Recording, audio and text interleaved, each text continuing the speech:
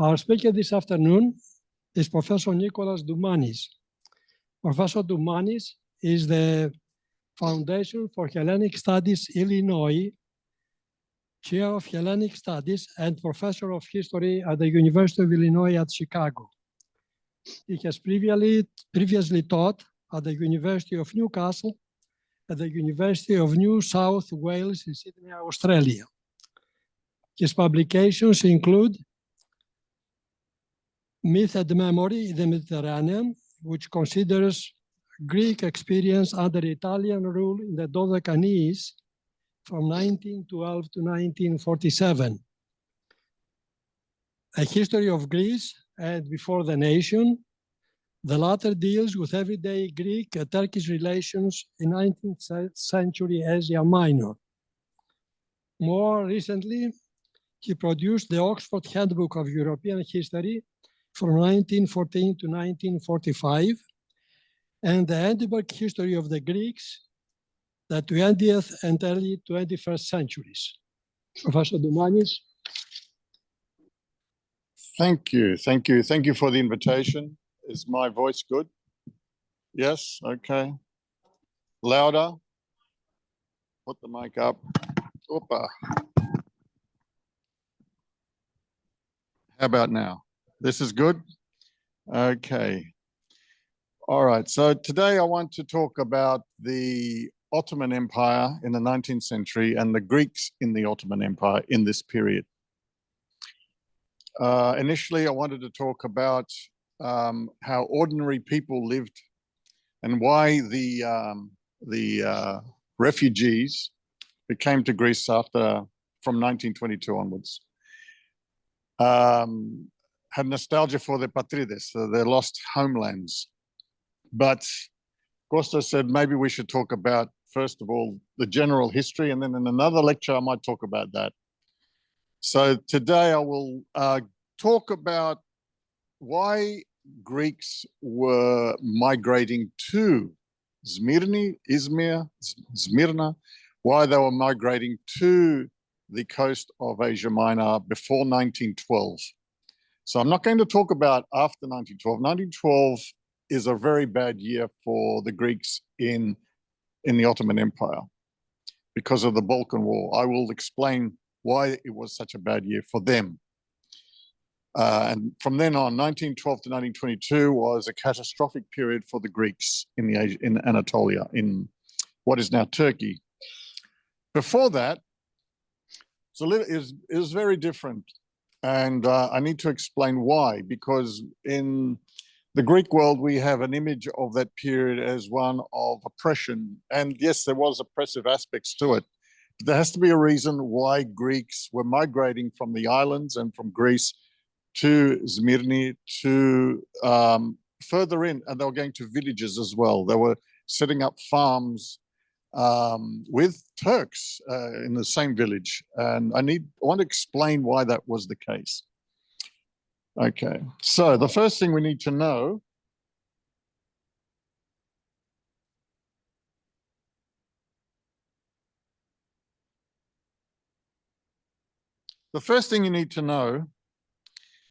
is that the Ottoman Empire, we don't call it the Turkish Empire. They didn't call it the Turkish Empire. That is the Turks. The Turks didn't call themselves Turks.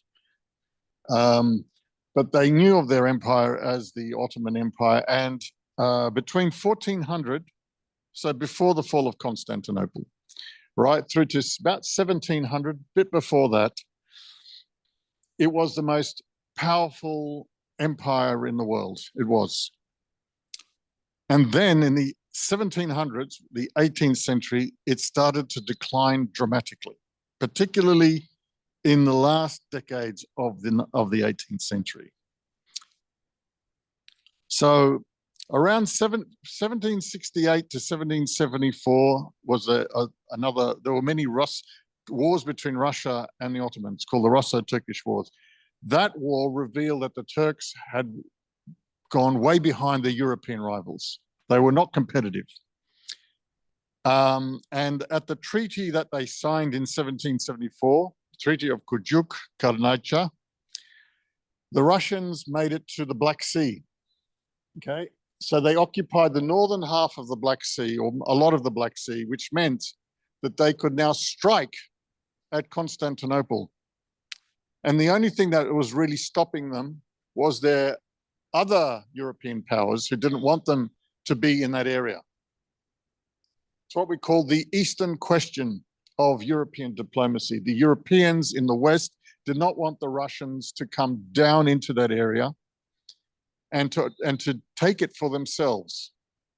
But what I want to emphasize is that now the Turks were extremely weak, and soon they would earn the reputation of being Europe's sick man. You may have heard of that description. And it's then when the Greeks in the empire knew that the Ottoman Empire was declining, that they started to think that independence was a possibility, a reality. Before, when the Ottomans were extremely powerful, they wanted it, but it was a pie in the sky. It was a dream that couldn't be fulfilled. But now it was. Now, which Greeks thought it was possible? This is an important question. Which Greeks thought it was possible to be independent? Now, the Greeks who thought they could be independent were the ones that were living in areas where the Greeks were the majority. Now, where are the areas in Greece where are the areas where the Greeks are in the majority? Peloponnese, Rumeli, or central Greece, and the islands. And then you start to go further north into Epirus and to Thessalia, and then it starts to get a little bit more difficult. Although there are more Greeks there, it's easier for the Turks to send their troops in. But it was difficult for the Turks to send armies into Greece proper. There's only two ways to get in. There's a route from Epirus, and there's a route through Thermopylae. And there's many times when the Greeks tried to stop invaders at Thermopylae, okay? I'm trying to stress that it's very difficult. That's why for most of that Ottoman period of ruling Greece, that part of Greece was always difficult to rule, and the Greeks lived more or less away from the authority of the Ottomans. So you've got to think of the Ottoman world, and especially the Greek world, as very complicated. Some parts were easy to rule. Some parts, the Ottomans sent in a lot of settlers and created a Muslim majority, but there's some parts that they couldn't do it to, couldn't control very easily, and where there were always a Greek majority, okay?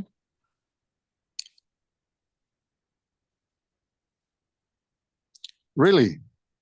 Okay. Okay, so when in the approach to 1821, the Filiki Eteria had three areas. Okay. Three areas. Can you hear me now? It's very loud. Okay. Just too loud. See, that's my... Anyway, the Filiki Eteria they wanted to overthrow the empire in three ways. They wanted to incite a revolt in Peloponnesus, which was feasible. They wanted to send an army in through Romania, which was silly. And the worst thing was that they expected the Greeks of Constantinople to rise up, which was a disaster because the Greeks in Constantinople were just a large group, but they were still a minority. So they're not going to move. Now, in this lecture, I want to look at the Greeks in Anatolia, in what is now Turkey, in Asia Minor. I say Anatolia because Asia Minor does not include Pontus, does not include Cappadocia, which is the central part of Turkey where there's a lot of Greeks. In this world, in Anatolia, there was a lot of Greeks, but they were always a minority, always a minority. They were a significant minority, and they were a growing minority in the 19th century, particularly along the coast of the Aegean coast and the northern coast, around the Sea of Marmara, in the cities like Constantinople and Smyrni and many other cities. But the further inland you went, the less and less you would likely to encounter Greeks or Greek Orthodox Christians. But in the later years of the 19th century, the Greek population was growing. And it was growing for two reasons. Through natural birth rates, because the Greeks were prospering in an economically buoyant environment. So it was a good economy for them. And because of immigration, because Greeks, this is something that struck me when I was doing my research in Athens. That is, I didn't realize that there were so many Greeks who were going, particularly from islands to Asia Minor, were migrating through the 19th century. Now, the point I want to make to you is this. These Greeks did not go to the Ottoman Empire because they loved the Ottoman Empire and they wanted to become Ottoman citizens. Okay, that's not the reason. They wanted to go there because they needed an economic, they needed to develop their, promote their economic future, their personal futures. Okay, and it was close. If you're from Naxos, it's not very difficult to go to Smyrni or to any of the villages inside and migrate, and then you can keep going back and forth. It's a much more easy prospect to go there than to go, say, to America.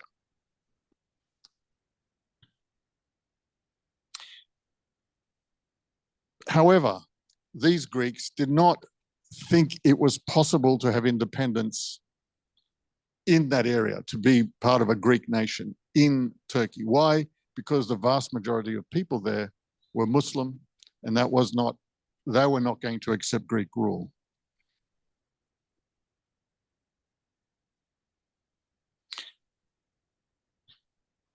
Now, did the Greeks want to stay in the Ottoman Empire? No. The Greeks definitely in Greece itself, in Peloponneso, in Roumeli, in those areas, in most of what is now Greece, did not want Ottoman rule. We know that even when the Ottomans were too powerful, because they had a strong, there's pure evidence, they were strong believers in prophecies. And the Greek prophecies said that one day the former emperor of Constantinople is going to come back and restore the Greek Empire in Constantinople. These prophecies everybody knew about. They grew up with them. Kolokotroni wrote in his own memoirs that he grew up with these kinds of prophecies, that they expected God would bless the Greek people once again, because for them, Ottoman rule was considered a punishment, some kind of punishment. And it was up to God to get rid of the Ottomans. And so they believed strongly in these prophecies. Another thing we need to know about these Greeks is that they didn't call themselves Greeks. They called themselves Romei, Romans. Now, why they call themselves that is very simple. These were the people we now call the Byzantines. But the word Byzantine is yes, it comes from the ancient city of Byzantion, but it's an invention of Western Europe because the Western Europeans want the word Roman for themselves. So they changed it, they imposed Byzantium on top. But the people who lived in the Roman Empire were called Romans, Romei. The Ottomans called them Romans. My papu, my grandfather, who was born in Halikarnasso, Bodrum, he was a Romios. And people like him used to call people in Greece Hellenics. Not that they were different, but it was a convenient way of differentiating the two groups. However, for this lecture, I will call them Greeks.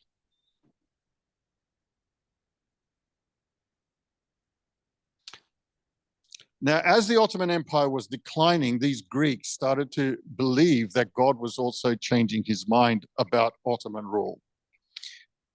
They gained courage from the fact that the Russians were beating the Ottomans. Now, this is important. The Russians beating the Ottomans had cosmological significance for many of them because the Russians were Orthodox, and many of the prophecies that people were growing up with talked of the Xanthos Yenos, or the light-skinned people who were coming from the north, who were Orthodox, who might deliver the Greeks. These are the sort of things that gave most Greeks in the empire hope that one day that Ottoman rule will end. However, in reality, they had to live in it in the meantime. So why did they stay in the Ottoman Empire? Why did they stay, at least in Turkey? First of all, most of the people in Constantinople, in Smyrni, in Cappadocia, in all those areas of Anatolia, they were indigenous people. This is not a diaspora. It's not a diaspora. This is their homelands, their patrides. They're not going to leave. This is where they want to stay. Another reason why they stayed there is because Greece was not an option for them to migrate to, because Greece is a poor country. If you think about it, the independent Greece in the 19th century, Peloponnesos, Sterea, Lada, the islands, is not a promising economic land.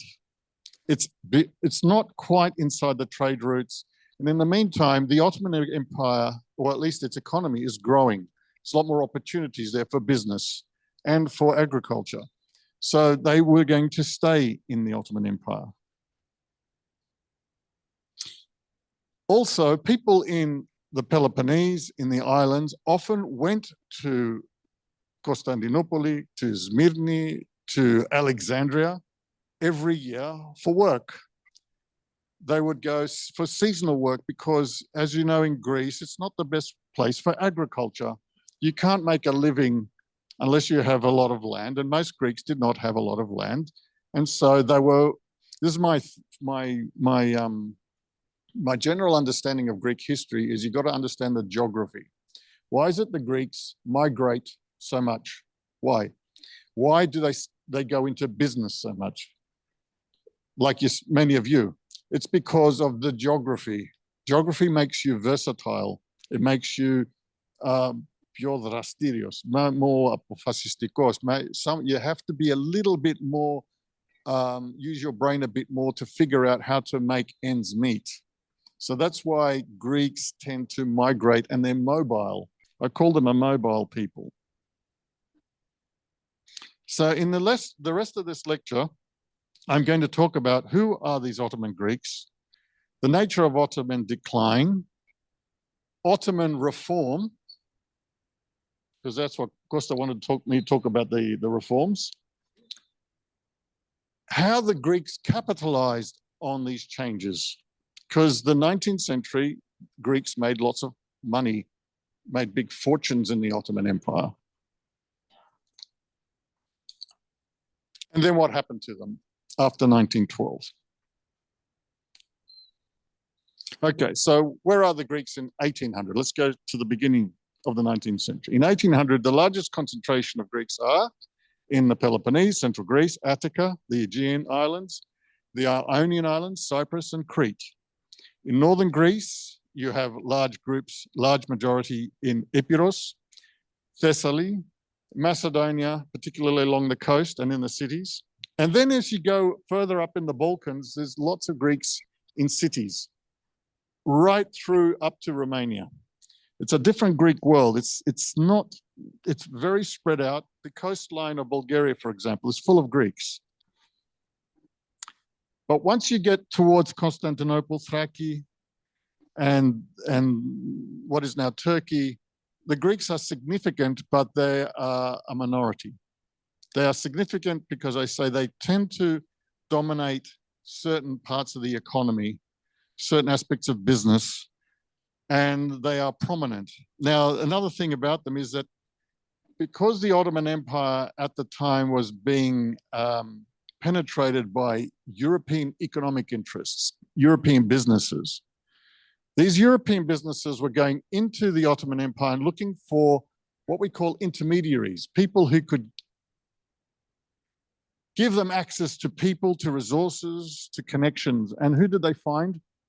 Nearly always it's Greeks. Why the Greeks? Well, the Greeks often knew English or French or European languages. Many of these Greeks often had connections in Europe. Many of these Greeks were already merchants, businessmen who already understood the world of Russia, of Egypt, of Europe. So these European companies would come to the Ottoman Empire, and more often than not, they would make connections with Greeks. And these Greeks would set them up and introduce them and get them to their resources, take them inland to the villages where they could get their figs and their cotton and their tobacco. And sometimes these Greeks worked for those companies as well, because they could, because the companies trusted them. It's also a fact that these Greeks dominated the empire's exports. So in the 19th century, actually going back into the 18th century, the 1700s, you can see here pictures. Oh, they can't see it. No? Okay, we've lost, anyway. I'll keep going.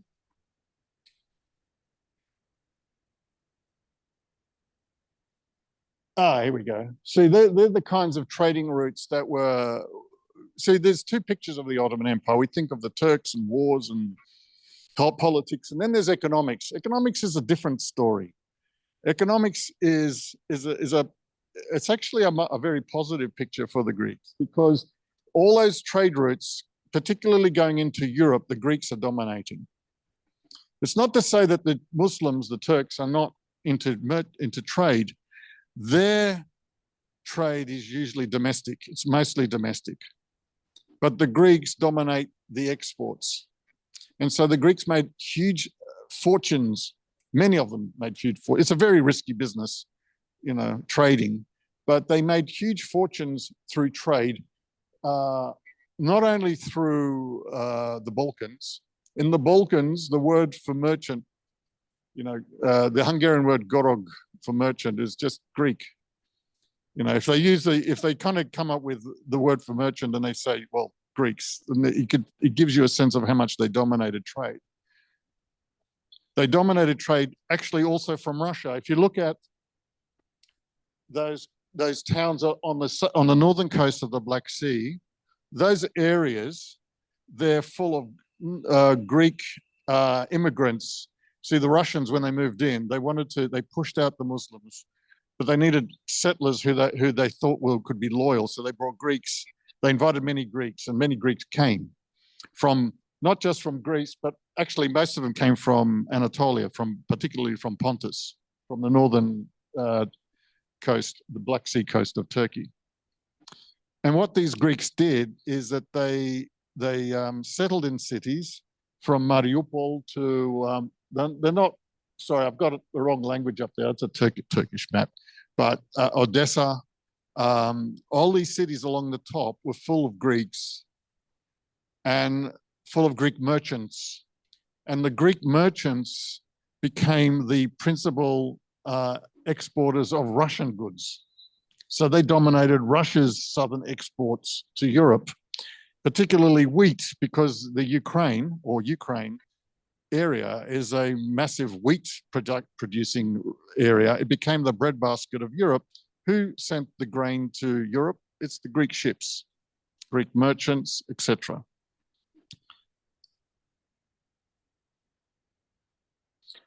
So, I mean, other groups were doing well too, the Armenians, but the Armenians were mainly exporting into Asia. That's their specialty, was into Iran, Persia. The Greeks were more kind of into Europe and from Egypt too. The Greeks in Egypt were already beginning to dominate aspects of that economy as well. Now, the thing is, don't think that the Greeks are just merchants, are just business people. The Greeks are also farmers, ordinary people, village people. And there are many villages in Russia, in that coastal area, throughout Turkey, particularly though in the western parts, that are full of Greek farmers. They're village people. Most of the Greeks who were kicked out of Turkey, who made it back to Greece after the population exchange of 1922-23, were farmers, were humble people. A lot of the people who already had money left before.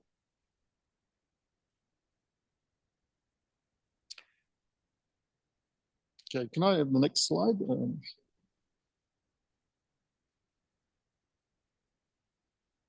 Okay, so here's oh, again, that's not up there either.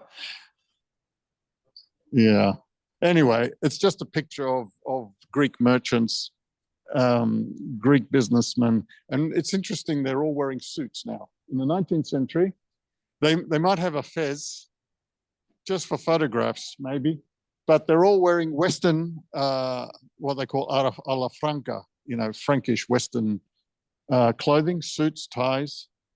Okay, it shows you that the connections are mainly with the West, although everybody in the 19th century is starting to wear Western suits. But up the top there is a business council or a group of businessmen for the city of Trapezunda, on the Black Sea coast. These are prominent fanariotes. I'll talk about them later. And there's a typical picture of a middle class or an upper middle class Constantinopolitan family. You can see they're very middle class. They're very wealthy. The mere fact that they're taking photos shows that they're wealthy. Okay, next slide, please. And I'll talk about them later, the fanariotes, because I need to go back a bit and talk about what's going on in the Ottoman Empire in the 1800s.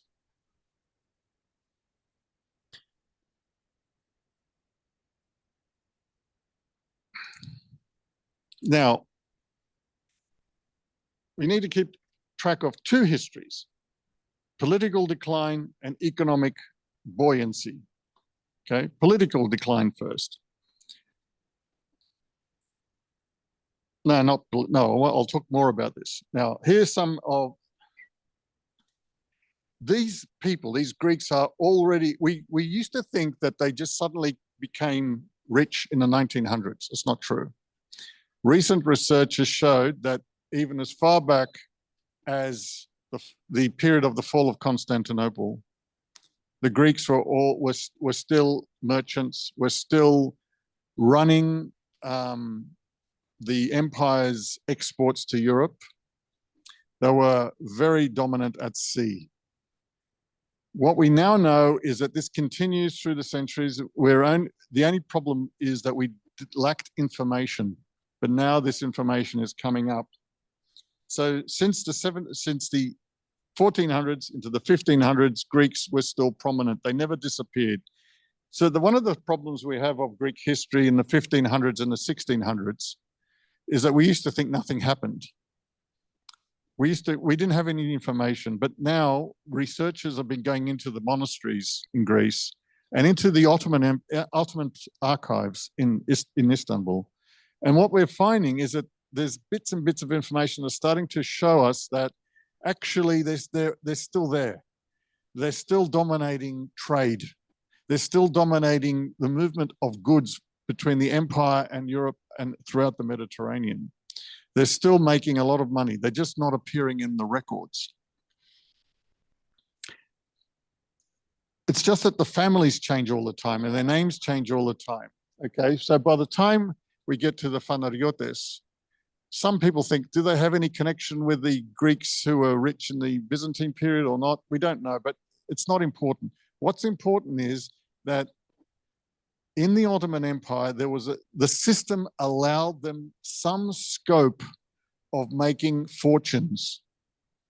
See, the thing about the Ottomans is this: it was a Muslim empire, Islamic empire. Okay? What they wanted to make sure is that all the important officers of the state remained in Turkish hands, Muslim hands, and that Christians were not allowed to be in there, in government, in the army, okay? That left the economy. So the Greeks could flourish in the economy, even if the taxes were a bit more harder on the non-Muslims. They still could make a lot more money to make it worthwhile. And yet the Ottoman system was also very flexible. So the Fanariotes, how did they become very powerful? So in the 1700s, the Fanariotes, we know they're from Fanari. It's a district of Constantinople, where a lot of the Greeks lived, the rich Greeks. In the 1700s, as the Ottoman Empire starting to decline and lose its power, it needed Greeks more. Why? Because it suddenly had to make relationships with the Europeans. Before that, when they were all powerful, they didn't need anybody. They used to just beat everybody on land. Nobody could beat the Ottomans on land. Then from 1683 is the most important date. 1683 is the siege of Vienna. It's the last time the Ottomans tried to conquer and move forward, but the Austrians beat them.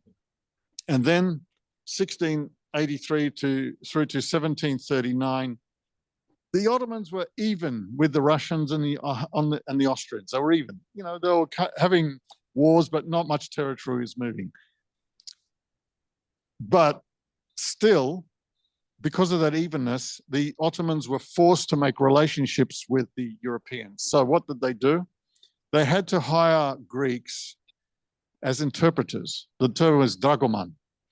They needed interpreters. They needed people who knew the Europeans, because now they had to deal with them. They had to actually use diplomacy. They had to talk with the Russians. They had to talk with the Austrians. They had to talk with the English, the French, the Italians, or the Venetians. And so they used the Greeks. So they had to, despite their rule that only Muslims were allowed to have these positions, the Ottomans were good at just ignoring their own rules. They just ignored them. And so the office of dragoman became an office which was dominated by the Fanariotes. These were Greek families, and these families were competitive. They were separate houses. Each of the Fanariote households was like an aristocratic household, where people would come and seek jobs and connections, and they needed patronage. And the Fanariotes had that kind of power. And there were a lot of Fanariot houses which dispensed power. One of the jobs that the Fanariotes monopolized was the office of interpreter.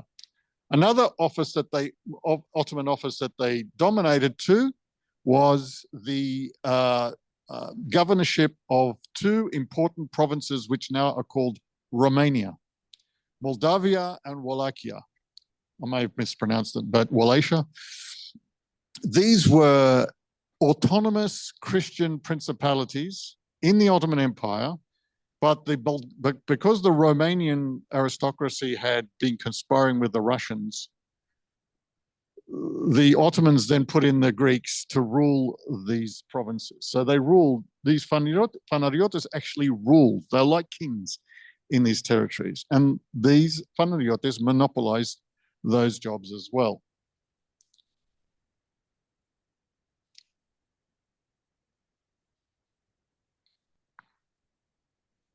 Now, what happens in the 1700s is that these families, the Fanariotes and the merchants, became rich. And what they did was to put their money into education. So the 1700s is an important period in Greek history. These rich Greek families, whether politically rich, rich because of their political work or rich because of their businesses, they had a lot of disposable income. And because they were Greek, it started to make them think, who am I? I've got this money, I'm rising up, I'm in this Turkish empire, who am I? It's the beginning of a stronger Greek self-consciousness because of this. And one of the things they did was to put money, a lot of money, into schools. not just schools to allow Greeks to learn to read and write, but also colleges. So colleges were developing places like Smyrna, Thessaloniki, and Athens. A lot of these colleges became places where these rich Greeks would send their own children. Okay, now that's not the only thing. There were other Greek Orthodox Balkan people who were not Greek. They spoke at home Albanian, Vlahica, Bulgarian, Serb, but if they made money and they wanted to rise up the social ladder, they went to these schools and they started to adopt Greek names. And they would go to the fanariot households and they would learn Greek and change their names and become Greeks. So being Greek also meant being upper class for these people. So a lot of these early Greeks who ended up becoming members of the Filiki Eteria, who supported the revolution, were people who were from families which spoke a different language. But because they were Orthodox and because they had achieved a Greek education, they became strongly Greek. Another thing that happens is Greek publishing houses spread. Now, the Turks did not like printing presses for two reasons. There might have been a religious reason. The other reason was there was a union that used to copy out books. Their union of the scribes were dead against the printing press. They thought they would lose their living source of living. So however, the Greeks started to proliferate the number of printing presses in Greek, and the number of Greek books starts to rise enormously. Initially, the books are about religion, about orthodoxy, but then they come on other themes, including history. Now, if you've got books in Greek that are circulating and people are buying them, and there's more and more rich Greeks who can buy them, then what that does is it encourages people to think more about being Greek, about their identity, about who they are. It's important. The rise of the printing press and literature in your particular language is an important background to the rise of nationalism. Without it, it's very difficult to develop a national culture. You won't have a national literature, for example. That's why the Balkan peoples, the Slavic peoples, were late to develop their national cultures, because it took them a longer time to develop a book culture in their own language, right? And then to establish schools and teach their kids in their own language.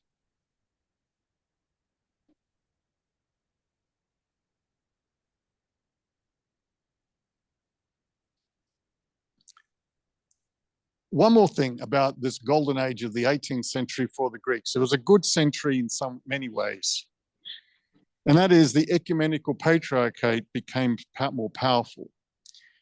It became more powerful because the government, the Ottomans, needed it. It needed the ecumenical patriarchate to be able to collect taxes, because the Ottomans were struggling to collect taxes from their people.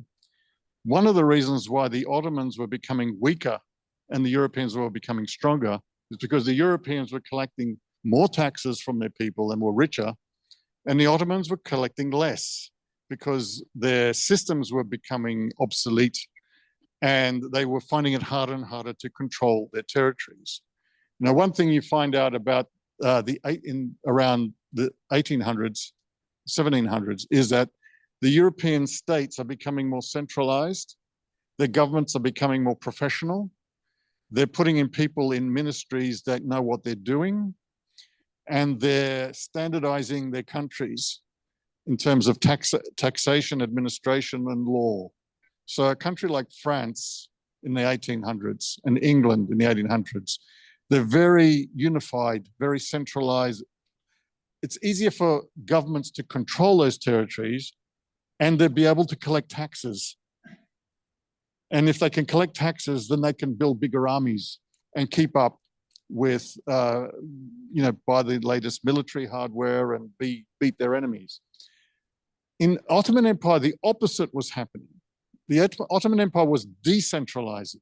The Ottomans had real difficulties in controlling any part of their empire. You may have heard of Ali Pasha of Epirus. Well, he was effectively the ruler of the Western Balkans.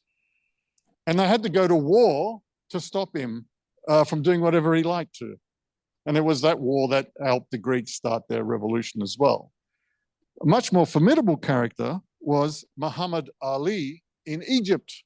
He was an Albanian who ran Egypt like his own kingdom, and the Ottomans could do nothing about it. Actually, Muhammad Ali went to war with the Ottomans and beat them, right? He could have easily taken over the Ottoman Empire if he wanted to. But that's how weak the Ottoman Empire was becoming. It was difficult for the Ottomans in Constantinople to control their regions, which meant that less and less money was coming in, which meant they could do little to improve anything, including their military. Well, the Ecumenical Patriarchate was one of the groups that the Ottoman Empire needed to help them get their money at least out of their Greek subjects or out of their Orthodox subjects. So it's in this period when the Ecumenical Patriarchate extended its power over the Slavic churches. You know, the Serbian church, the Bulgarian church, and of course they resented that.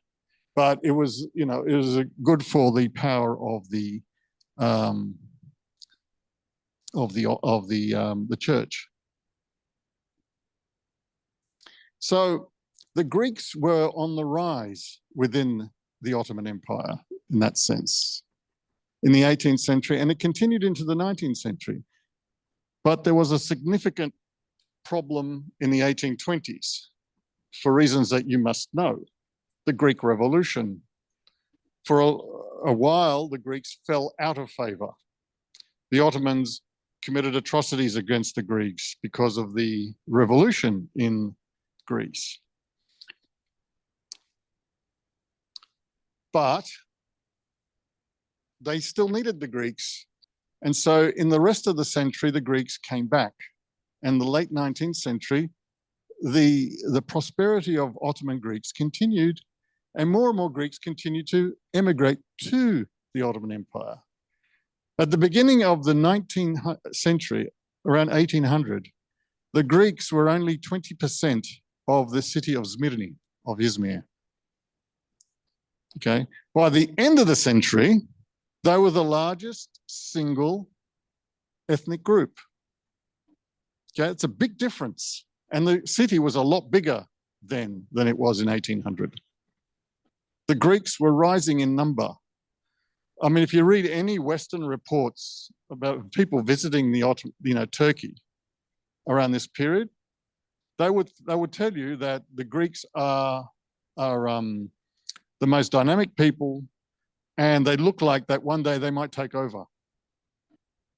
Okay, that's the impression that they had. This is, if you read any of them, they talk about the rising numbers, their economic prosperity, the fact that they seemed to be in their busybodies, they were in every kind of business. If you visited any port, the most likely person you're going to encounter is a Greek, and so forth.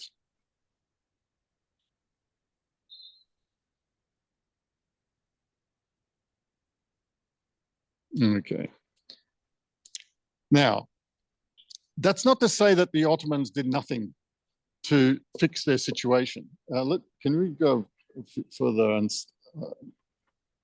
Okay, so just to be clear, first thing is Europe. If you want to understand why the Ottoman Empire declined, the first thing you got to understand is the Europeans were rising. Okay, they were going ahead, and it's because of the things I said. They were becoming militarily more powerful. It's because they were fixing their state systems and becoming more centralized and professionalized, right? And also the Europeans were becoming richer in global trade. They didn't need Ottomans. They didn't need to go through the Ottomans to get Asian goods. So they're becoming more powerful. Can I have the next slide, please? And on the other hand, the Ottomans were decentralizing. They were finding it harder to control their countries, their own empire. And they also stopped innovating. They used to be very innovative when they were powerful, when they were rich. Now they were poorer, they're finding it hard to keep up with new technologies and to fight wars properly. Can I have the next slide? Now you can see how the empire is starting to shrink. Okay, so the darker colors go first, and then eventually by World War I, it's just that yellow area, and even that looked under threat. How much time do I have? It's already full. Okay, all right. I won't take too long. Now, the Ottomans did try to do something about their decline. They did try to fix themselves, and it was difficult. Okay, for example, they needed to centralize the system. They needed to have one authority in Istanbul and everybody to obey that authority. They needed to get rid of all these people like Ali Pasha and Muhammad Ali in Egypt. They needed to make everybody obey the center. They needed to centralize power. The way to do that is you westernize your state. What does that mean? Okay, first of all, the Sultan stops being the absolute authority. You introduce a parliamentary system or a congress of representatives. You streamline the empire and make all of it consistent. Like everybody's obeying the same laws, the same measures, everybody's got the same authority, everyone's got the same obligations. Okay, that's not the case. The Ottoman Empire was a big mixture of things. I mean, I don't know if any of you know this, but the Peloponnese had its own senate in the 1800s. They would send representatives to the Sultan to discuss politics, and the senators were Gojabajides, the local notables. They had, you know, this, and everywhere in the world, in the Ottoman world, they had different kinds of systems. Now, this is not going to work in the modern world. So between 1839 and 1876, we have what we call the Tanzimat reforms. Now, these Tanzimat reforms were somewhat influenced by European ideas of constitutionalism, of equality. A lot of it was pressure from the Europeans too, to force the Turks, the Ottomans, to give non-Muslims equal rights. Okay, now, this is the important point. They're trying to do this huge reforms of the system to modernize it. And part of the thing they want to do is to make the non-Muslims full members of the empire. Why? Because they understood that the Christians, who are a significant group within the empire, if they're not loyal to the empire, they're going to be a danger to the empire. But why would they be loyal to the empire if all the jobs were restricted to Muslims, the powerful jobs? So what they wanted to do is to create a new constitution which gave non-Muslims and Muslims equality. So the idea was to make Christians full Ottoman citizens so they could become patriots of the empire. Now, that was a good idea from an Ottoman perspective. If you can get the Christians to be loyal, they're not going to be a threat. The Christians at the same time thought, it's not a bad idea, but we don't want to lose a lot of the things that we do have, which is Christians weren't being conscripted. If they're going to become full citizens, they're going to have to also be liable for conscription. When eventually the Ottomans do introduce conscription and includes Greeks, that's when you get this mass immigration of Greeks after 1908. A lot of them come here, a lot of them go to Greece, a lot of them go to Egypt, go to Australia, or some of them go to Australia. Anyway, but that's an important move. What they tried to do was to modernize the state. It didn't really work very well, because if you're a Muslim, you think the empire is your empire. It's a Muslim empire. It's for me. So a lot of them didn't like it. and there was a lot of violence, particularly in Syria and in Lebanon. 1860, there was these big riots. A lot of Christians were killed, but they got over it, and it seemed to be working. The problem is the Ottomans kept losing wars against the Europeans, and each time they tried to do something to introduce reforms, they were beaten terribly by the Russians or the Austrians. And so the reform movement was also affected. And Abdul, can I have the next? Okay, no, this one. This is Abdul Hamid, the most hated person in, one of the most hated people in Armenian history. It's not so bad for the Greeks, but Abdul Hamid, who becomes sultan around the time that they're trying to introduce reforms, but there's a disaster, decides, no, okay, these reforms don't work.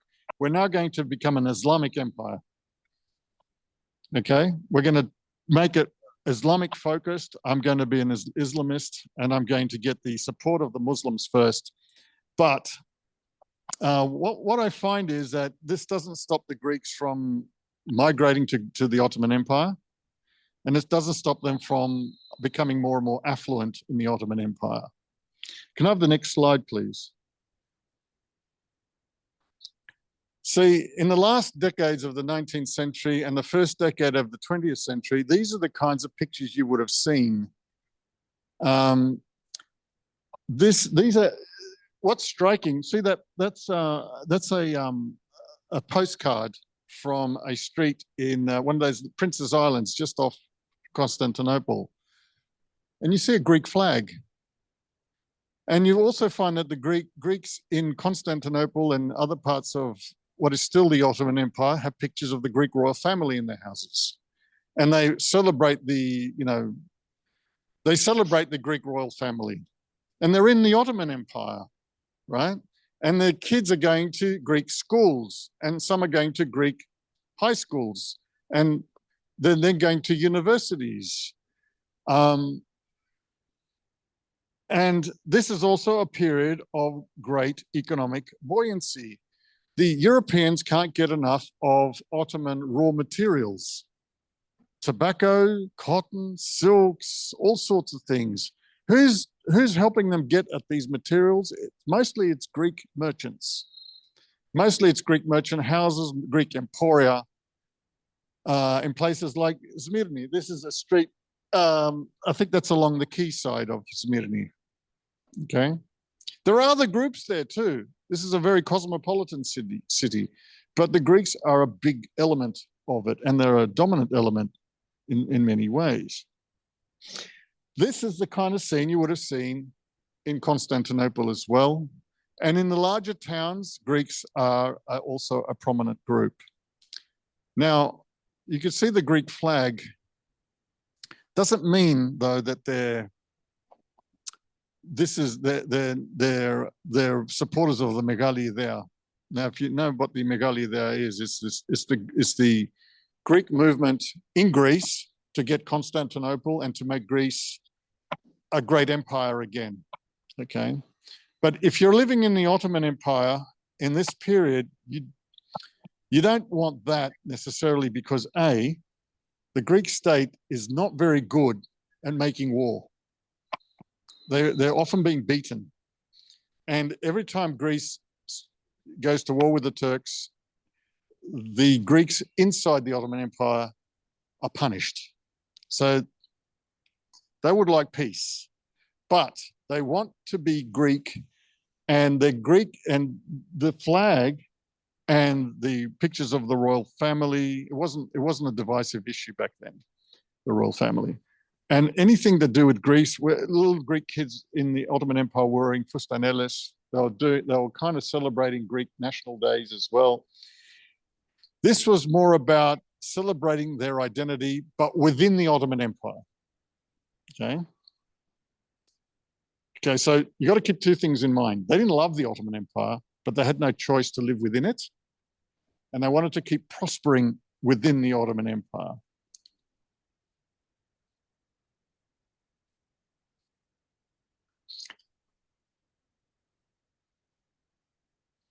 Okay, can I have a next slide, please? Okay, now like I said, most of the Greeks who eventually left after the disasters that followed 1912 and particularly 1922, most of the people who were wealthy were often already gone. The people who were left behind was the vast majority of people. This is a picture I just found when I was studying at the Center for Asia Minor Studies in Athens, Κέντρο Μικρασιατικών Σπουδών. They have a lot of material on Asia Minor and its cultures, particularly Greeks from Cappadocia, from central Turkey, who are Turkish speaking, who had an interesting culture, from Pontus, who had their own dialect, many of them being Turkish speaking, but also from the Aegean coast. This is a picture of a village called Ipsili. And this was a typical kind of village around this time. Now, actually, if you've read Didos Sotiriou's Matomena Chomata, it's a novel, but it's set in this area, you'll find that the picture I'm going to give you is the same. That a lot of Greeks had moved generations earlier from Greece to this area. They'd started up farms. In Ipsili, there were 300 of the families living in Ipsili were Muslims. The rest were Greeks. The Greeks came mainly from Samos. The person who wrote a testimony about this place was named Kostas Kyprios, which means he's possibly of Cypriot provenance.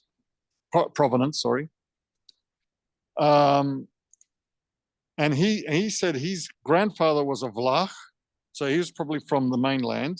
His another relative was from Imbros. So there's people coming from all over. And why are they going to places like that?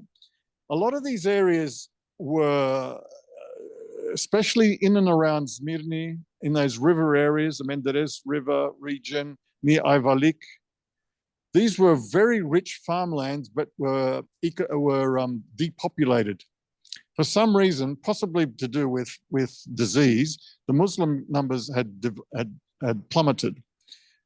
And so a lot of the people who moved in were now Greeks from Greece, but also from other parts of Asia Minor, from Cappadocia, from Pontus. They were moving into these areas, and what they were doing was on cashing in on European demand for raw materials, for grapes, for sika, for figs, for cotton, for whatever the area produced, and they were making a good living. So we say, Greeks started to migrate to America around 1880, 1890. Yes, a lot of Greeks were going there too, because it was easier and they could do things that they knew well, meaning farming. I was going to talk more about this place, but I won't. I'm just going to conclude and maybe then get you to ask me questions. All this ends in 1912. Why? In 1912, the end of coexistence. In 1912, in October 1912, Greece, Serbia, Montenegro, and Bulgaria, suddenly go to war with the Ottoman Turks. Together, they push the Turks out of Europe completely, very, very quickly. That was a complete shock to the Ottomans. It was the most shocking event in their history. When that happened, the government at the time collapsed and the Young Turks came to power. And the Young Turks said, from that point onwards, we're going to now focus on Turkey to be only for Turks. And one of the things they wanted to do, because they had a big refugee crisis, a lot of the people, Muslims the Bulgarians and the Serbs were really pushing a lot of the Muslims out of those territories. So the Ottoman government decided that it would push the Greeks living on the coast of the Aegean out. So we often think that the population exchange happened in 1922-23, but it started before. A lot of people, Greeks, left before and never went back. My Papua left in 1914. Other areas like Focha, they left in this period. And what would happen is this: the government allowed vigilante groups or bandits, paramilitary groups, to go into these towns and either massacre the Greeks, or rumors would circulate that the Turks were coming and the Greeks would panic, get in their boats and go off to the Greek islands, to Mytilene, to Chios. My folks went to Kos, from Bodrum, from Halikarnassos to Kos, and they never went back. It was always too dangerous after that. In this period, 1912 to 1914, there are already talks between the Ottoman government and the Greek government about a population exchange.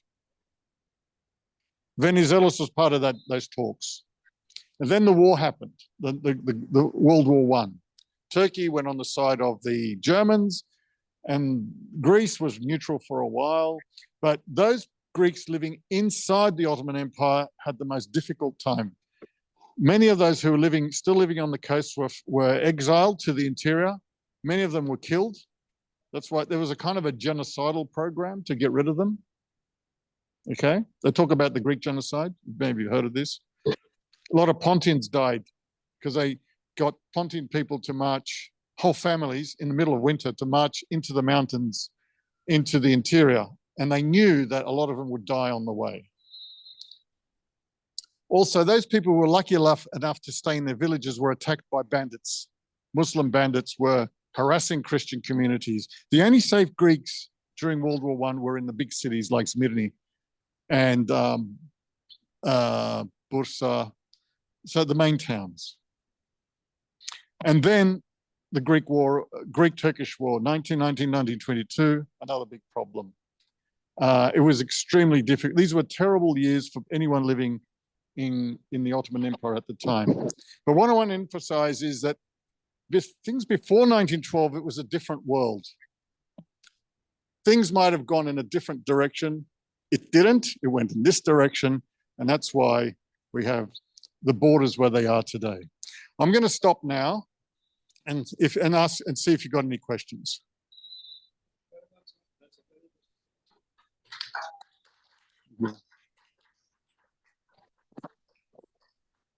I will take the questions, and I will take first those that not ask or about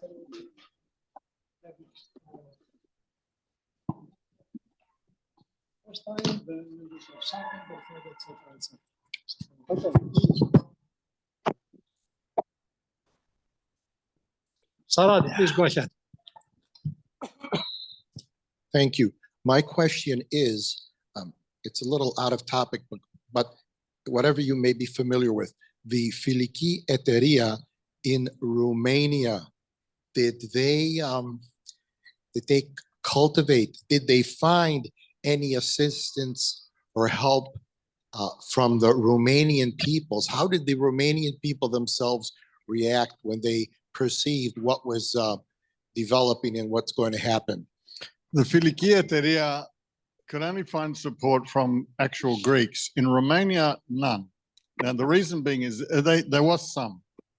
But on the whole, the Greeks were unpopular in Romania because the Fanariotes ruled Romania like tyrants, or that's what the Romanians say. So they had no love for the Greeks. So when they heard, let's rise up for Greek independence, they said, forget it, we're not doing it. In fact, they helped the Turks. There was one man called Dimitri, his name starts with T, ends with U, because Romanian names always end in U, Tudorescu or something like that, who raised 6,000 men or 8,000 men to support the Filiki Eteria. And Ypsilandi was the guy who led a small Greek army across the river into Romania to start a war with the Turks. It was a disaster, though, because he was hoping that the Romanian people would rise up and there would be a popular revolt. That happened in the Peloponnese, but it didn't happen in Romania for the very reason is that they didn't like Greeks. So that's the short answer. No, the Romanians did not want to join in. It wasn't their war. And they would have loved to have got rid of the Fanariotes, which they actually did as a consequence of the war that happened. Okay, next question, Aris, but please keep it short. I try to keep it 95 words or less, because sometimes I get a microphone, I might be talking 5 more hours. That's But 20 words. here's the thing that troubles me. 200 years forward and 200 years backward. In my old age, it really troubles me with those SOBs that created the founding fathers of the modern Greek nation. They inflicted on us 2 anti-Hellenic, and one is theocratic, monopolistic, Judeo-Christian religion, anti-Hellenic. And then they brought in a bastard from Germany, anti-Hellenic, what's his name, King Otto? Okay, the question is, they had the example of the United States, 1776. They had the French Revolution. Why did these SOBs not follow those examples? Instead of putting Greek 200 years advanced, they put us 200 years backward. If the Greek Revolution happened 20 years earlier when Napoleon was in charge, you might have had a different kind of system. But in the 1820s, the system that dominated Europe was the old regime, the conservative old system. And the European states did not want to help Greece because they were conservative. It's the European public that forced their governments to assist Greece because they thought the Greeks were fellow Christian Europeans and they did not like the idea of the Muslims winning, okay? But to answer your question, at the time, the conservative monarchical systems were in charge of Europe, and it was up to them because they determined what kind of system of government Greece would be. They determined its borders. They determined who its head of state would be. They had too much power, and therefore Greece had no option at the time. It was too weak. If you understand the Greek War of Independence in 1826, it was almost dead because the Ottomans had sent in Muhammad Ali's son, Ibrahim Pasha from Egypt, and almost ended the revolt, right? The Europeans intervened, the Battle of Navarino, right? That forced the Ottomans to kind of obey the Europeans because the Ottomans are too weak, okay? They could not take on the Europeans. They could take on the Greeks, they couldn't take on the Europeans. And then the Europeans decided, okay, we're in charge. With this thing called Greece, we're going to decide what it's going to look like. It took a long time before the Greeks then to change that constitution into something that was more to their liking. But they had no choice in the matter. It's a matter of real global politics. Greece has no power, just like much of its history, right? It doesn't have any power to do anything, like in 2015. Okay, thank you. The next question. Yes, please. If the revolution happened 20 years before, history might have gone this way. What about the re-election of Venizelos? They said if he were to be re-elected, they said I read something about the world power, UK, US. If Venizelos was to be re-elected, I read somewhere that they would have been which Venizelos and when? Like this Eleftherios. Eleftherios? Yeah. When in particular? When the exodus of the Greeks. Oh, in 1922. Correct. They have you read? I know a bit about it. Just what's the that the world powers, basically UK, US, they abandoned the Greeks. They had no confidence in the new Greek government. But if Venizelos were to be reelected, they would have said, "Okay, we would have supported." No, I've seen that in. This is a really sad story. What the Europeans won the war, and they tried to impose a treaty on Turkey called the Treaty of Sevres. And they decided this is, Armenians would have their own homeland, Greece would have the area around Izmir, and much of Thrace, eastern Thrace. And, they were going to carve up Turkey. Now, the thing is, the Europeans created the treaty, but they no longer had the will to impose it. All right? So the British came up with this clever idea is the Greeks are enthusiastic. Let's send them in, get them to crush the Turkish resistance to the treaty under Kemal Mustafa Ataturk, right? So they used the Greeks as a surrogate, but they didn't give them any finance or military hardware. In fact, they actually got in their way.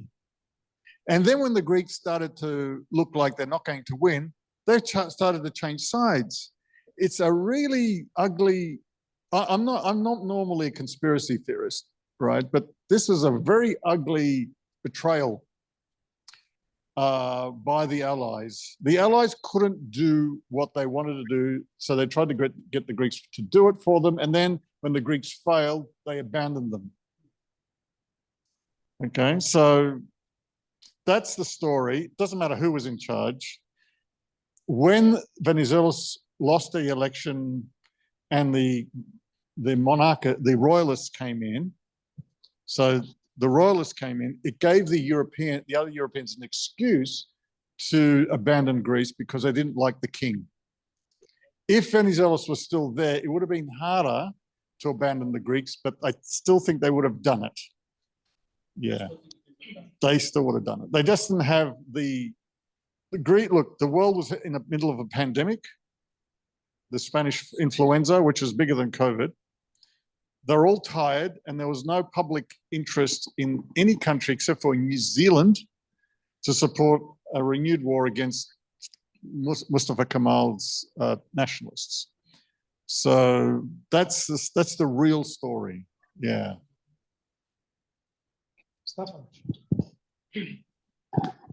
A couple of questions came in from our colleague Savas Koksoglu, who is attending remotely. Savas says, "Thank you for this informative lecture. Was there a competition or rivalry between the Greeks, Armenians, and Jews for economic opportunities in the Ottoman Empire?" Yeah, well, they were rivals in business. They often worked together. They were often partners, and Turks as well. But they were rivals, and I would say the Greeks were the winners in the 18th and 19th century, especially. There were periods when the Armenians were dominant, earlier periods. The Jews were in business, but they weren't on the level of the Greeks and the Armenians, particularly the Greeks. The Jews also were stronger in some places like Thessaloniki, Salonika, which had the biggest single group in that city was the Jews, right? But there was a lot of poor Jews as well. The Ottoman Empire is a place largely dominated. The Greeks were ahead of the rest. Now, I don't know how to explain that competition. The competition would have been just in everyday business, but the Greeks tended to come out stronger. Thanks. And there's a second question coming from Savas. Why did you choose to end your talk on 1912 and not 1922? Because everybody talks about 1922. Everybody talks about 1922. It's a little bit like a movie about a great person, and all you focus on is his death, or that person's death. What about the life before? What I wanted to do in this lecture is to explain why people were going there. Okay, because everybody's got this idea, oh, it's Turkey, the Ottomans, they hate Greeks. Then, well, why were they going there? Why did Izmir, why was it so affluent, right? Why was it such a great city? I want to explain that before I explain the disaster that followed. The disaster that followed, I think I showed you the picture. The disaster was an absolute disaster. Every Greek in Turkey was kicked out except for those in Istanbul, Constantinople, and in Imbros and Tenedos. And then the Turks kicked the rest of them out. In 1955 with the Septembriana, and then again with another kind of set of really nasty laws in the early 60s. after which by 1970, there's about, every time you ask somebody, how many Greeks are there in Istanbul? 2,000. They always say 2,000. Even today they say 2,000. It's gone. Τελείωσε. There's none in Smyrna, none. I mean, maybe some have gone there since, but but that's it. That's a world that used to be Greek for thousands of years. So I want to look at the period before I talk about the disastrous end. And we've talked a lot about the disastrous end, especially since in 2022, being the anniversary of Smyrna's fire, a catastrophe. There was a lot of talk, and I gave a lot of lectures on that. But I also want to talk about what it was like before. And since I have the mic, I have a final question myself.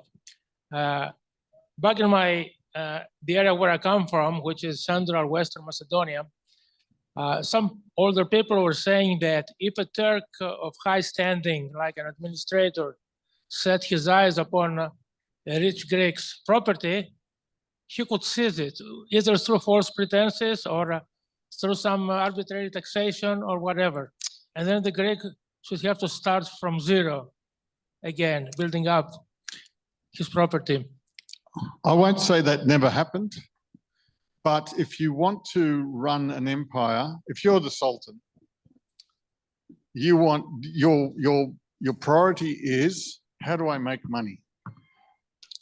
The best way to make money is to make sure that everything is peaceful, so people pay their taxes. And how do people feel secure? Is if you enforce the law. Now, whenever you had bandits, whether they were Muslim or Christian, the Ottoman state wanted to clamp down on it. In Greece, they hired Greeks called armatoles, to hunt down the clefts, right? They did that everywhere. So it was in their interest to keep the peace, to collect their taxes, to make them make money. So that kind of arbitrary stuff, they would keep to a minimum. And if you go to the law courts, there's always information about judgments. Greeks took Muslims to court. They often won. Okay, so it's not a Wild West. It's not like cowboy land where anything goes. But those stories, they come up because sometimes they did happen. And Greeks, that's one reason why Greeks would have preferred to live under their own Christian authority, because the Turks could sometimes be very arbitrary. Also, it was annoying if you wanted to build a church, you had to go to Muslim authority and get their a license. And they sometimes would say no, because they were fanatics. But most of the time they would allow it because it was good, business, whatever. Thank you. Just curious, just as today in the United States, many people who are not Catholic will send their kids to Catholic schools because they consider them, or at least some of them, quite good. Did Muslims ever seek to send their kids to the Greek schools? And if they had, would the Greeks have permitted it? And one other thing, in my one trip to Turkey and through reading, I've seen Greek names, and then it says Pasha, which means they were knighted. How did that work? Yeah, look, there was, first talking about schools, if you're a Muslim Turk, you wouldn't send your kids to a Greek school. What for?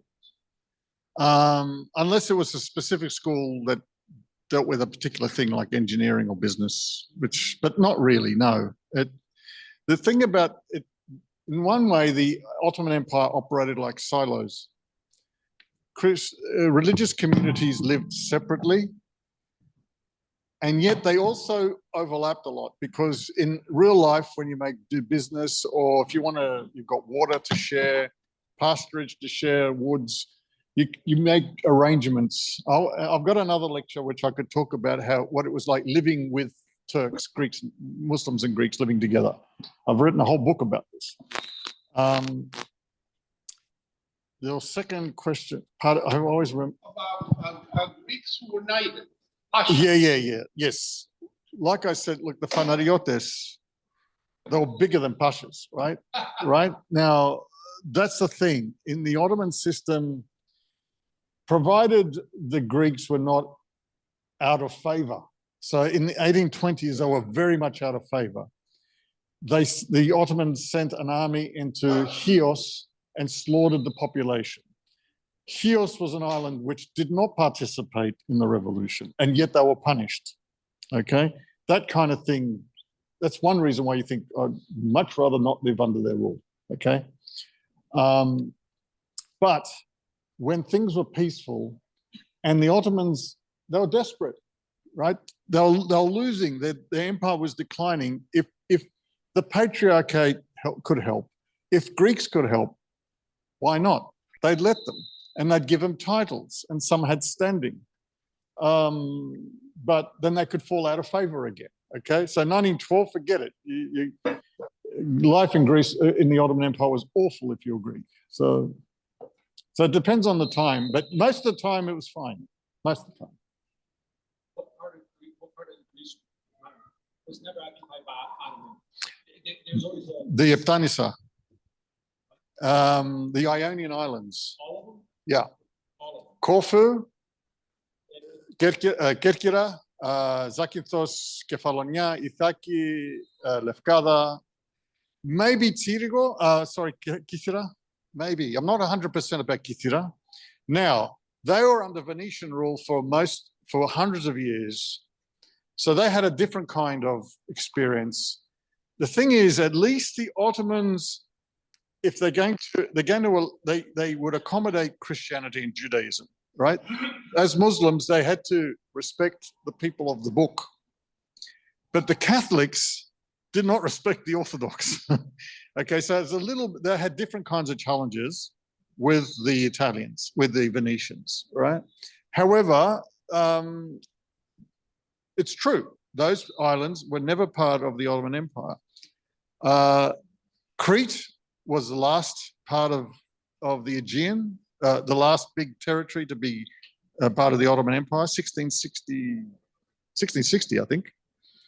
A lot of the Kyklades stayed out of the Ottoman Empire until the 1700s. I think Dinos was not part of the empire until 1710. It was still under Italian, some kind of Italianate rule. That's why there's a lot of Catholics in the Kyklades. Many of you don't know, who's that great singer? Vamvakaris? No, not Vamvakaris. Who's from Syros? Vamvakaris. He was born Catholic. His first wife was Catholic. And if you go to these islands, you won't know if you've met a Catholic. They're Greeks, but they go to Catholic church. Those islands did not participate in the revolution because they were Catholics and they didn't want to be part of this Orthodox. It was an Orthodox Greek uprising. Yeah, very complicated. Any other question? I'd like to ask a personal question. Let me ask you a question. Yeah, Do you have a question? Okay. So can you say that the Ottoman Empire collapsed because it failed to modernize? The microphone. Can we say that the Ottoman Empire collapsed because it failed to modernize and Europe took over because it modernized? Look, like I said, between, say, 1400 and 1700, the Ottoman Empire was like as powerful like the United States, right? Up here. The Europeans were weaker, okay? Down here. And this happened. Now, why did this happen? Actually, I think they just stayed where they were and the Europeans went like this. And it's because the Europeans were forced to create ships to trade with Asia to get around the Ottomans, all right? One reason why they rediscovered the Americas is Christopher Columbus, right, and the Portuguese were trying to find a route to Asia. Once they do that, they go around the Ottomans and they start to become richer because the thing is, the wealthiest part of the world is China and India, okay? The Europeans, once they got their hands on Chinese goods and Indian goods and started to get also the Americas, and the wealth started to flow into Western Europe, they started to go up, and the Turks either went down or stayed where they were. Okay. The second thing, and this is what I'm trying to explain in this lecture, is that whilst the Europeans were going up, they were also modernizing their state systems. So everyone used to be like the Turks before. Different rules in different places, different laws in different places, Pasha here, that, you know.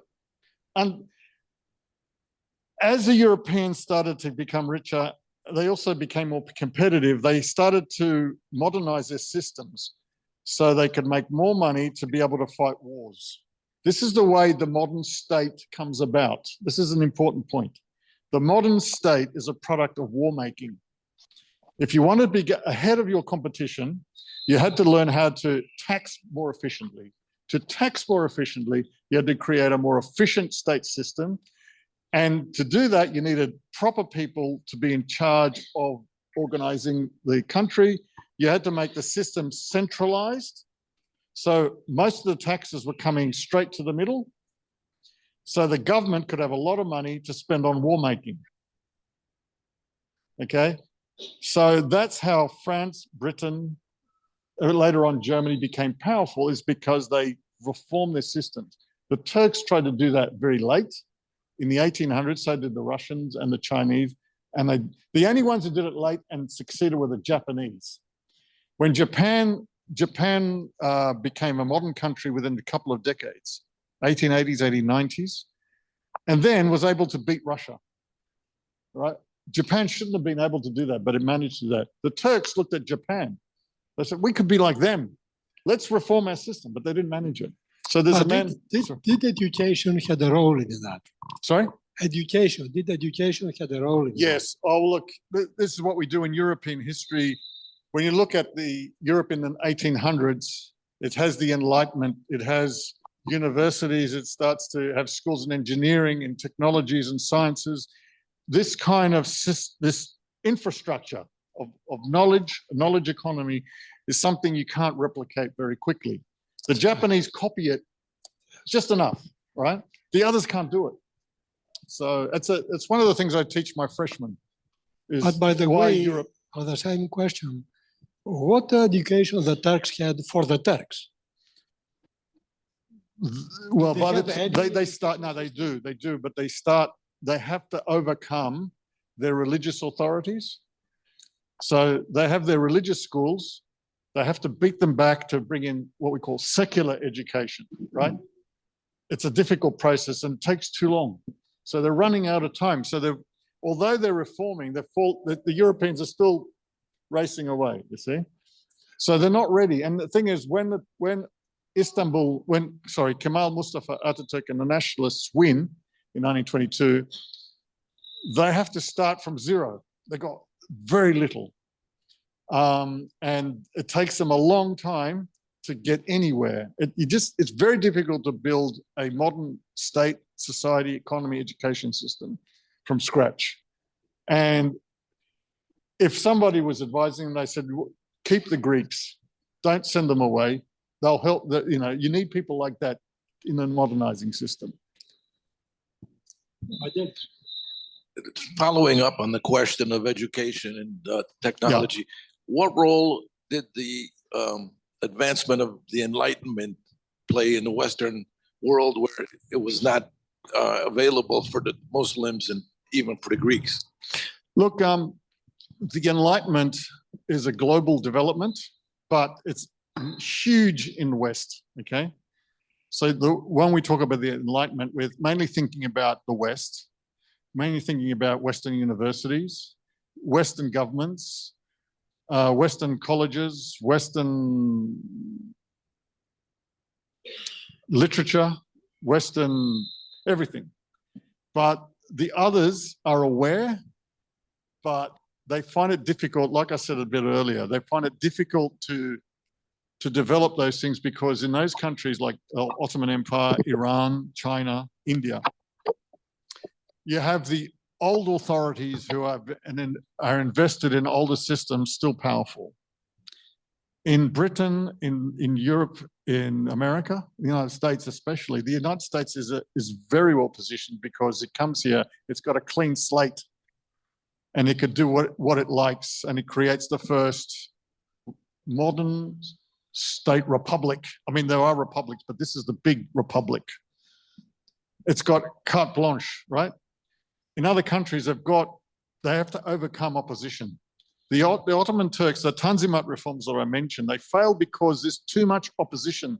There's too many vested interests. The Kurds, for example, the Kurds are run by chiefs. The chiefs will not do anything that their authorities tell them. How do you do that? You've got to go to war with them, right? See? Egypt, the same thing. Egypt's got its own show going. Egypt actually, if you know anything about Egypt in the 19th century, it does reform. It does actually bring in universities. It brings in money. It starts. It tells the French build the canal, the Suez Canal, right? Bring in the railways. The problem is they get into debt, and who gives them the money? The Europeans. And so when they can't pay, the Europeans walk in and they say, "We're in charge now because you can't pay your debts." And that's how modern colonialism happens too. See. So, sorry, this is a big history, but the Enlightenment you asked, the others try, they know about it, they can't do it. They just can't do it. Okay, the last one. Okay.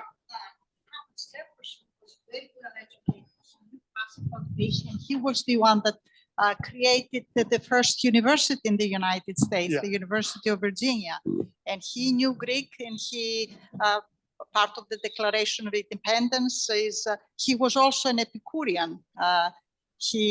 It's well known that he said, "I am I'm a follower of Epicurus as well." So a lot has to do with Thomas Jefferson at the time of the establishment of the thank United you. States. The one thing I didn't talk about at all today, and I should have, but there's not much time. Hellenism. Now, what's Hellenism in this context? Hellenism is the love of ancient Greece, ancient Greek literature, and the ancient Greek tradition. The Europeans in Western Europe were obsessed by it. One of the reasons why the European public forced their governments to support Greece in 1820 in the Greek War of Independence was because of that. Because many of them believed that Greece was the birthplace of their culture, of Western culture, and they couldn't stomach the idea that the Muslims would take them over and sell them into slavery. Okay, so Hellenism, that kind of Hellenism is important, and Hellenism is a big part of the Enlightenment. Hellenism is a big aspect of the Enlightenment. So I think everyone's Can we tired. have one more? One more? Oh, no, one more. Sorry.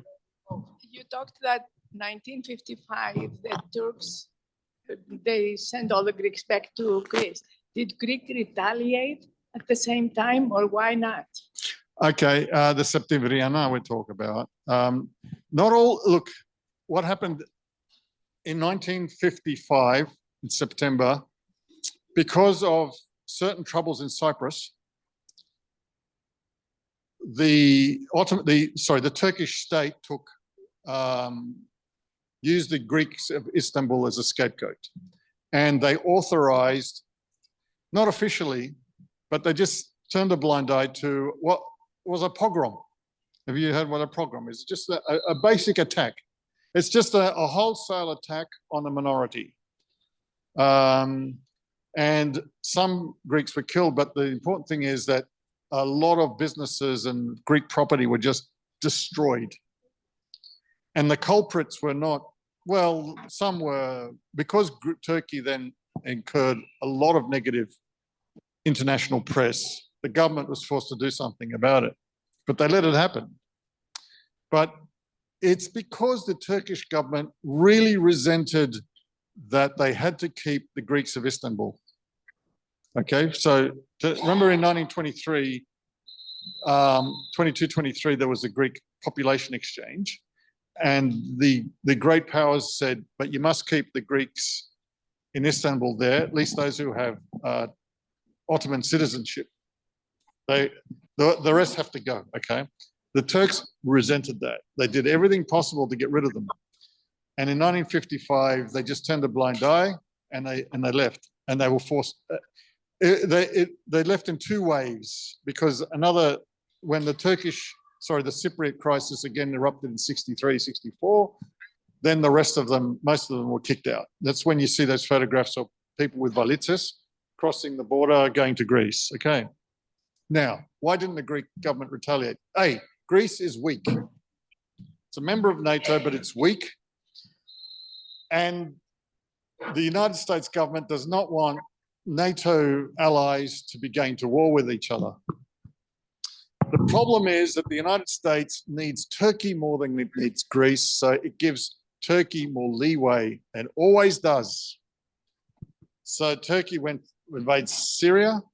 The United States government can't do much about it. I'm worried, for one, what would happen if Turkey invades the Greek islands? What would the United States government do? I'm not sure what would happen. Yeah, but 1974, when the Turks invaded Cyprus, get this, they do go into Cyprus, they invade and they occupy a small area. A month later, they occupy a third of the island. What happened? The United States was preoccupied with Watergate, and Kissinger, I don't know how you see this, but they just let that happen.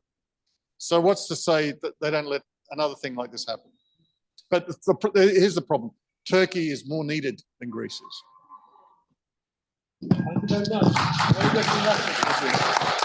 I'm sorry, we went all over the place, but you know. Okay, I wish to all of you a Merry Christmas and happy holidays, and see you at the next lecture.